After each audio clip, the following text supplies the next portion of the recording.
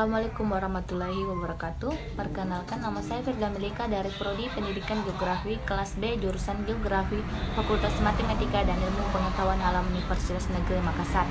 Di video pembelajaran kali ini saya akan menjelaskan tentang bagian-bagian dan fungsi dari alat teodolit, cara menggunakan alat teodolit, dan rumus untuk mengolah data dari hasil ukur teodolit. Untuk itu silakan lihat video selanjutnya. Sebelum ke video selanjutnya, saya akan menjelaskan terlebih dahulu apa itu teodolit. Jadi, teodolit itu sendiri ialah sebuah alat atau instrumen yang dirancang untuk pengukuran sudut, yaitu sudut mendatar atau biasa disebut dengan sudut horizontal, dan sudut tegak atau biasa disebut dengan sudut vertikal, di mana sudut-sudut ini sangat berperan dalam penentuan jarak tegak dan jarak mendatar dua buah titik di lapangan.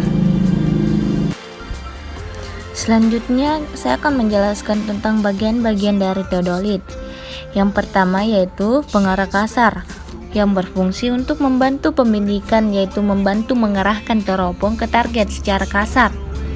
Yang kedua dan ketiga, di alat ini terdapat dua fungsi, yaitu ada klem pengunci vertikal dan penggerak halus vertikal, di mana mempunyai fungsi yang berbeda-beda. Klem pengunci vertikal berfungsi untuk mengunci teropong agar tidak dapat digerakkan secara vertikal, sedangkan penggerak halus vertikal untuk menggerakkan teropong secara vertikal ke arah rambu ukur atau objek secara halus.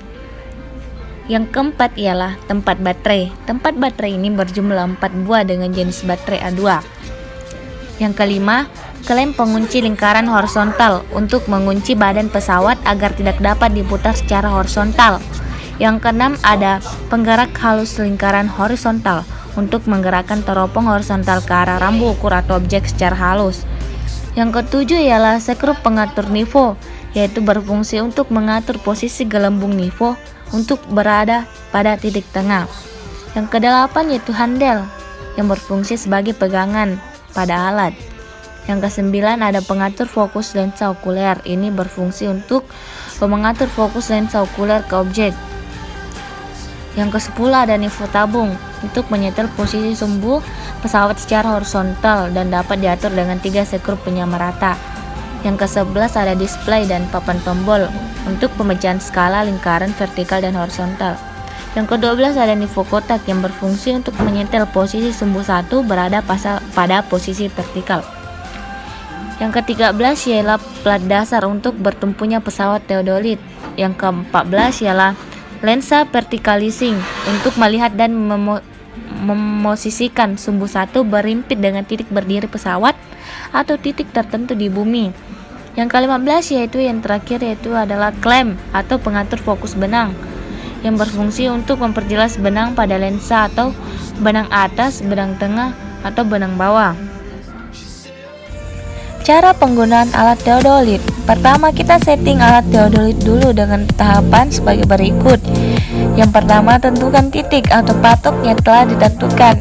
Kedua, atur statif dengan ketinggian yang sesuai kenyamanan kalian untuk kalian gunakan nanti. Ketiga, letakkan pesawat teodolit di atas statif lalu kunci dengan kunci baut yang berada di bagian bawah dari tribar plat statif itu sendiri agar pesawat tidak goyang atau jatuh. Selanjutnya, lalu lihat patok atau paku di bawah dengan bantuan centering. Setelah paku terlihat, baru kedua kaki yang kita pegang ditaruh pada tanah.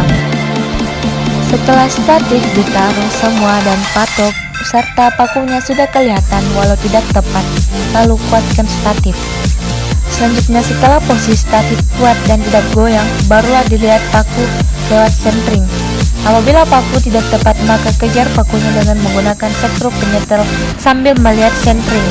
Karena dengan memutar sekrup penyetel lingkaran petunjuk yang ada pada centering akan berubah dan arahkan lingkaran tersebut pada paku yang ada di patok. Setelah itu, barulah dilihat nivå kotak bagian bawah. Apabila nivå kotaknya tidak ada di tengah, maka posisi alat dalam keadaan miring. Untuk melihat di mana posisi alat yang lebih tinggi, maka lihat gelembung yang ada pada nivå kotak. Apabila nivå kotaknya ada di timur, maka posisi alat tersebut lebih tinggi di sebelah timur. Maka kaki sebelah timur dipendekkan atau yang sebelah barat dinaikkan. Setelah posisi gelembung pada nivå kotak ada di tengah, maka alat sudah dalam keadaan waterpass walau masih dalam keadaan kasar. Untuk menghaluskan agar posisinya lebih level, maka gunakan nifo. Caranya, karena di bawah alat teodolit terdapat 3 sekrup penyetel, maka sebut saja sekrup ABC. Pertama, sejajarkan nifo tabung dengan kedua sekrup penyetel, bebas dan tidak terikat harus sekrup yang mana. Misalnya saja, sekrup A dan B, setelah itu baru dilihat posisi gelembungnya. Apabila tidak di tengah, maka posisi alat tersebut belum level, maka harus ditengahkan dengan menggunakan sekrup A dan B. Setelah nifo tabung ada di tengah, baru diputar 90 derajat atau 270 derajat dan nifo tabung ditengahkan dengan menggunakan sekrup yang C. Setelah di tengah, berarti posisi nifo tabung dan kontak sudah sempurna dan keduanya ada di tengah. Setelah itu baru dilihat senti. Apabila paku sudah tepat pada lingkaran kecil, berarti alat tersebut sudah tepat di atas patok. Apabila belum tepat, maka alat harus digeser dengan cara mengendorkan baut pengikat yang berada di bawah alat ukur. Setelah kendor, geser alat tersebut agar tepat di atas paku, tetapi jangan diputar, sebab kalau diputar posisi nifo pasti akan berubah. Setelah posisi alat tepat di atas patok, maka pengaturan nifo tabung diulangi seperti semula sehingga posisinya di tengah lagi. Tentukan titik acuan alat 0 derajat, 00 menit, 00 detik arah utara bumi dengan menggunakan kompas, dan juga tidak lupa untuk mengunci sekrup penggerak horizontal. Nyalakan layar dengan menggunakan tombol power. Kemudian setting sudut horizontal 0 derajat, 00 menit, 00 detik dengan menekan tombol 0 set 2 kali. 1 kali untuk mengetahui sudut vertikal, 2 kali untuk mengetahui presentasi kemiringan. Kemudian tampilkan pembacaan sudut vertikal dengan menekan tombol V%. Apabila di layar pada pembacaan sudut horizontal muncul huruf R, menunjukkan pembacaan sudut biasa, dan bila ingin diubah menjadi pembacaan sudut luar biasa, tekan tombol R atau L. Setelah itu diukur tingginya alat dengan meteran atau roll meter dan alat siap untuk digunakan. Untuk menentukan jarak datar, rumusnya jarak datar sama dengan benang atas dikurang benang bawah dikurang 100 dikali sin sudut vertikal pangkat 2. Selanjutnya untuk menentukan jarak miring, rumusnya adalah jarak miring sama dengan benang atas dikurang benang bawah dikurang 100 dikali sin sudut vertikal.